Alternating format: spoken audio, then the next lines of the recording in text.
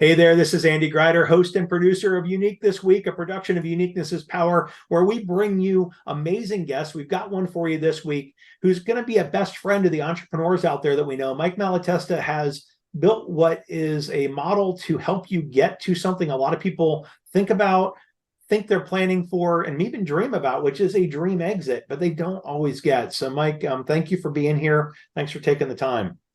Hey, Andy, it's my pleasure to be here. It's been so great to have been introduced to you and get to know you, and learn about what you're doing. And boy, it's an honor to be in the same Zoom room with an Ah, OG podcaster like you. It's very, very cool. So thanks for thank you. having me. No, thank you for being here. You know, I learned a lot in our first sojourn where we got together, and you were able to talk about what you're doing with the Dream Exit program and what makes it so different and what made it a really great candidate for Unique this week. Out of the fact, Yeah. besides the fact that I think you're a stellar person and I like your style, there's a lot of people that make a business more valuable. Hmm. You do that in some different ways, and we'll talk about kind of how you get your prospects to see things differently and give a perspective shift. But the other thing you do, I think we'll get to, is you're talking about value and purpose, maximum value and maximum purpose. So Right. let's start with, why did you combine those two pieces together? Well, it's real simple. I mean, I've been an entrepreneur for 30 years. I've acquired 20 some businesses. I've sold So two you kind of know what you're businesses. talking about. Yeah, I kind of know what I'm talking about. And I surround myself with entrepreneurs. I've been in the groups and I'm a, so I have personal experience and then I have all of this sort of, uh, being around people with these experiences. And what struck me and strikes me is how frequently an entrepreneur will get to the point where they sell their business, and instead of it being a dream exit, as at least how I define a dream exit, it's kind of like not only on the sales side, there's like, regret, there's second guessing, there's all of these things, but on the going forward side, Andy, on the purpose and the meaning post sale, it's like I never spent 10 minutes thinking about that. And now I'm trying to catch up on what that means. And I'm struggling, Yeah. really struggling with what that means. So what would you define as a dream exit? What are you trying to get them to? Yeah. So there's two things that I feel like combined make a dream exit. One is getting the maximum value for your business. And I don't mean by that squeezing every single nickel out of it. I mean, max value means that you get the right money out of it, you get the right partner out of it, you get the right, ongoing thing for the team or for you if you're going to stay. So that's one part. The second part is that you get the maximum meaning out of your life going forward after the exit. So Got it. when you combine those two things together, I think you have a dream exit. Awesome. Yeah, I mean, I think that, again, a lot of people, though, do not ever think about the purpose moving forward. A lot of people are like, let's also back up a step. I think a lot of times I've seen this. I'm wondering if your experience has been correlatory. My guess is that it has. Is a lot of people wait way too long to start planning that dream exit. Yeah. When should somebody be looking at that, Mike? Very early, at least a couple of years before you even think about, accepting an offer or going to the marketplace. Because, well, let me just, so I've seen different stats. I've seen one person that I follow says 90% of entrepreneurs do not do any planning. I don't know if it's 90%, but I know it's at least 75%, meaning 75% of entrepreneurs do zero. And by zero, I mean, besides like thinking, wouldn't it be great one day, which is not doing any work, zero do any planning for it, which is kind of nutty because you plan for almost every other part of your business. Like when you started, most had some type of business plan that they follow. Every year, you're doing an annual budget and you're forecasting and you're doing quarterly meetings and you're setting goals and you're doing all of these things that you have to do in order for you to achieve what you want to achieve in the business. And yet, when it comes to the most consequential, impactfully consequential decision probably of your life, and not just from the money standpoint, but from the what's next standpoint, 75% aren't doing any planning. And when you accept, when you get that offer, let's just say, and you accept it, it's really too late to maximize both of those things at that time, because you're going to spend the next 3, 4, 5, 6 months completely wrapped up in a due diligence process that, one, you probably weren't prepared for, and two, you don't have the advantage over the sophisticated buyer sitting on the other side of you, even though you probably think you can, because that's how entrepreneurs that's how entrepreneurs are naturally wired to think. And so I try to encourage people to start planning as early as possible for their dream exit, even if right now, today, you don't see yourself selling, you have no intention of selling, and perhaps you think, well, I'm just going to do this forever.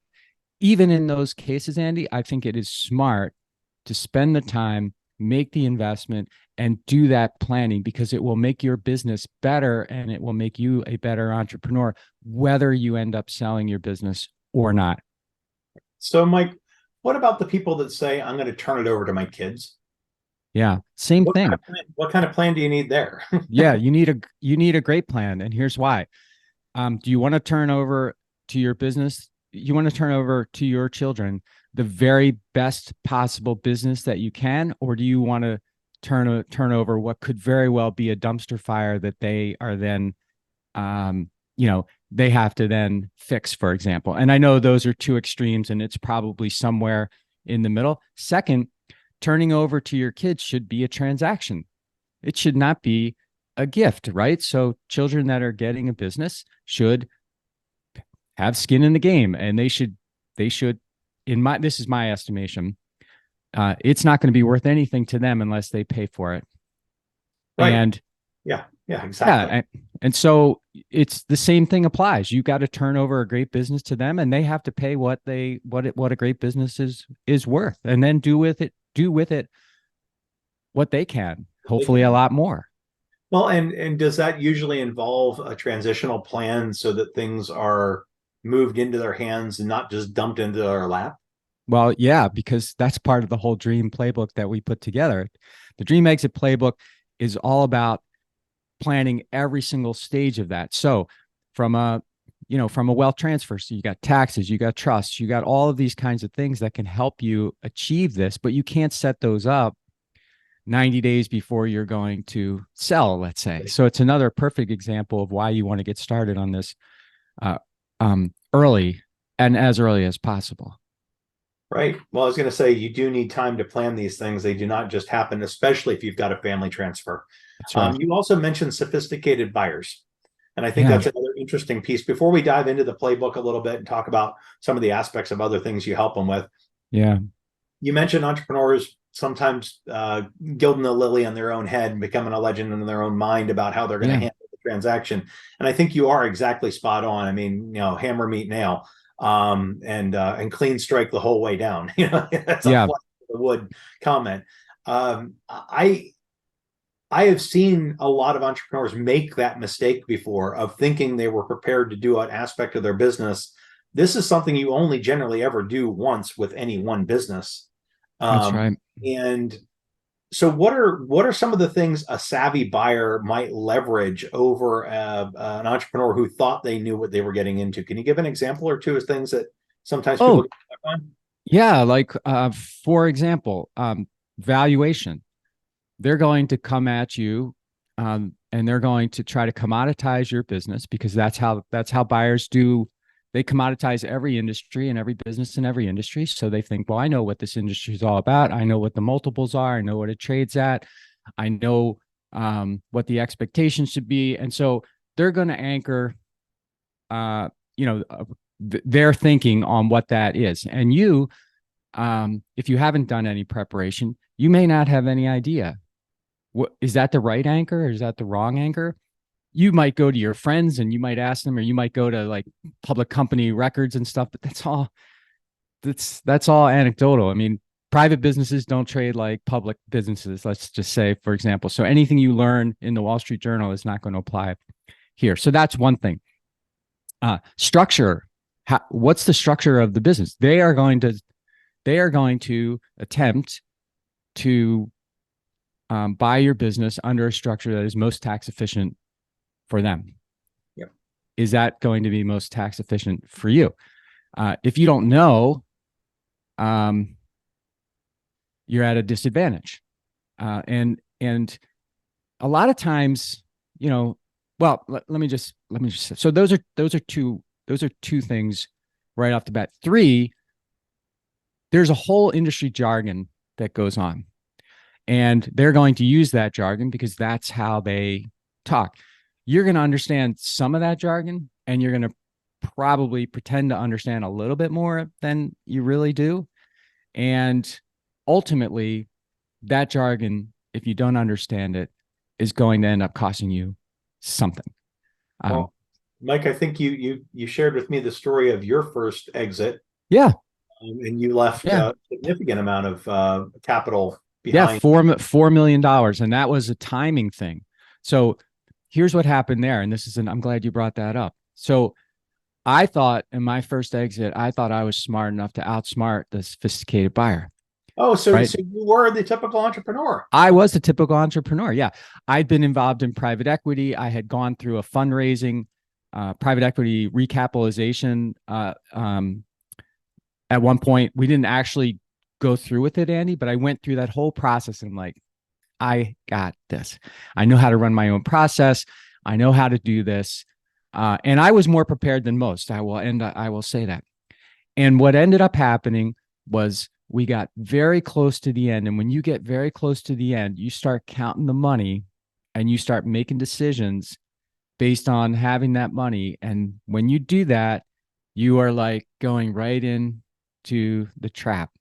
And what ended up happening is I disclosed to them some information about some debts that I had to pay off in association with this transaction.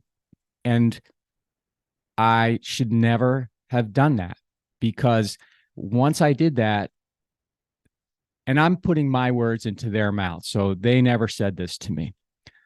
But once I did that, they knew, or they thought, and they were right, that they had me in a trap.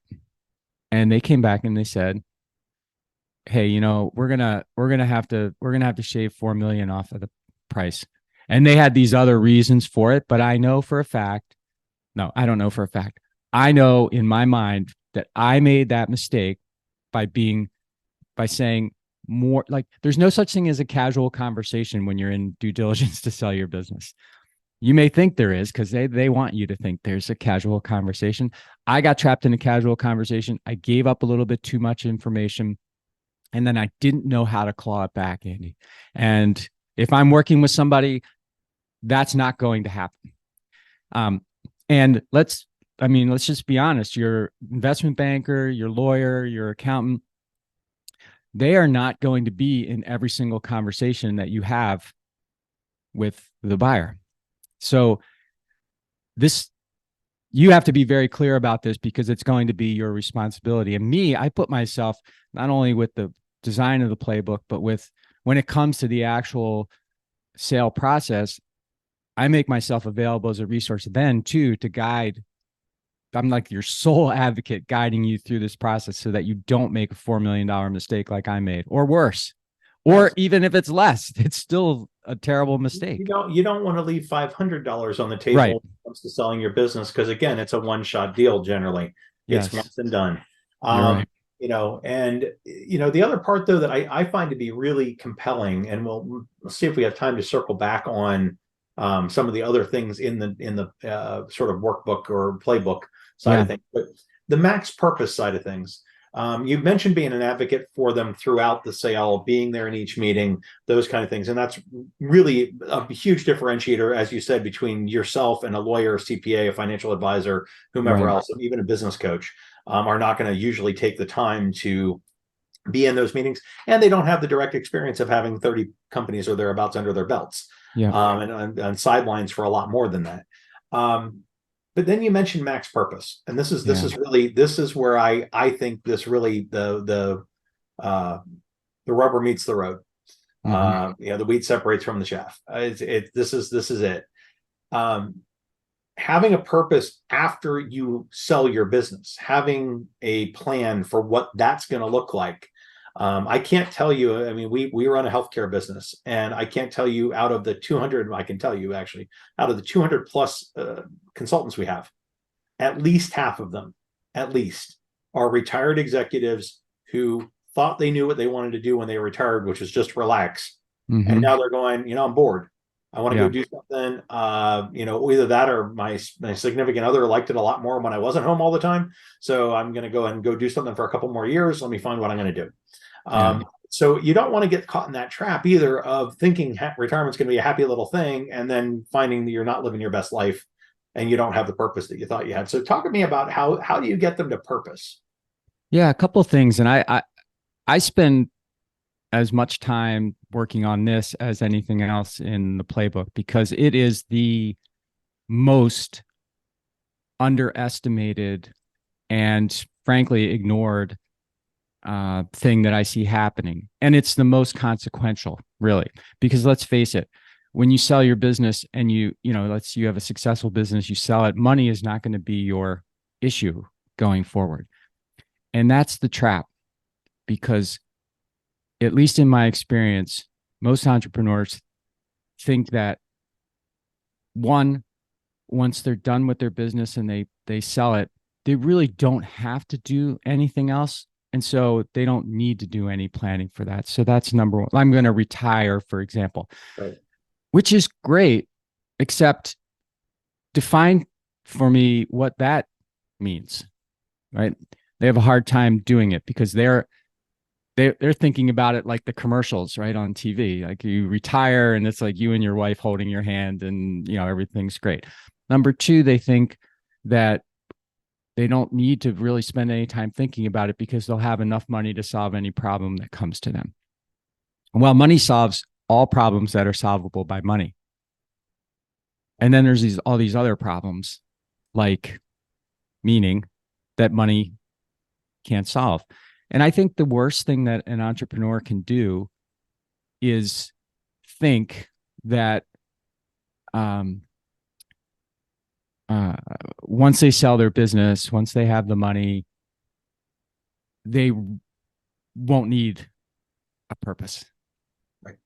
Right. Because and that's what I think trips up most because there's a euphoria that happens after it, and say that euphoria lasts different lengths for different people. Let's say it's 90 days. Let's say it's a year. Um, and during that time, you buy stuff and you do, it's like, this is great, right? And then you're like, well, I don't really want to buy anything else, and I don't really want to sit around and my relationships are a lot different. You mentioned your spouse or whatever. It's like my spouse, it was really great idea that we're going to spend a lot of time together, but um, we've spent 20, 30, 40 years establishing this life that we have together that works. And now I'm, you know, around all the time.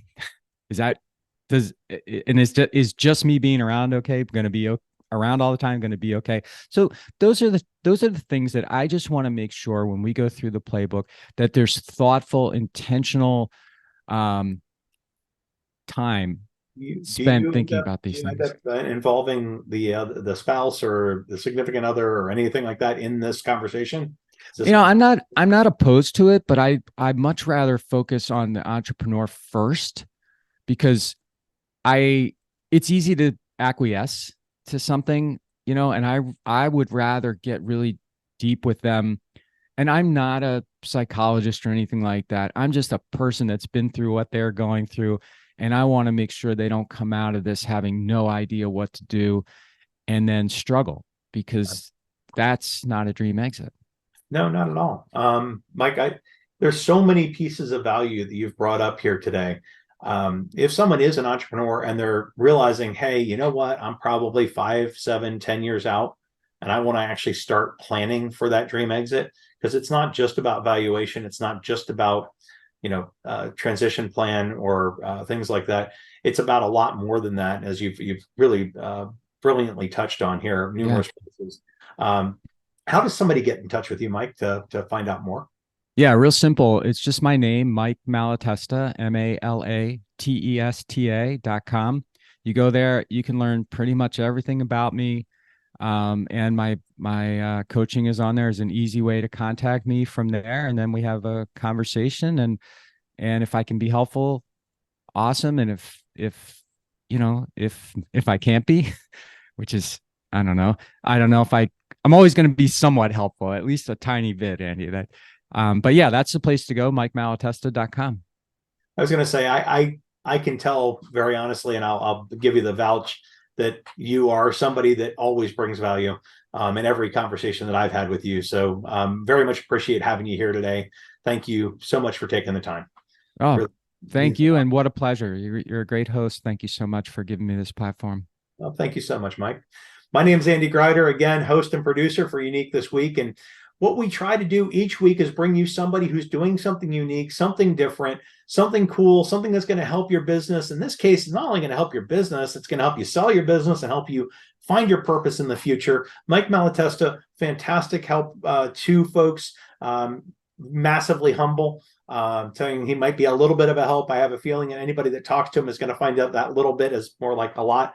But again, really appreciate folks like Mike. They're the ones that make us look good. They make my job look easy because it is thanks to people like him. So again, tune in next time. We're looking forward to having you. Please feel free to share this with the entrepreneurs you know who could benefit from it. Folks that are 5, 6, 7, 10 years out from an exit. Somebody that is maybe 10 years into business and going, hey, 20 years from now, I might want to sell this. It's a great time to talk to Mike, because the other thing is you don't also know what you might learn now that'll save you from having one of those casual conversations that causes you to either not sell the company or end up selling it for way too little.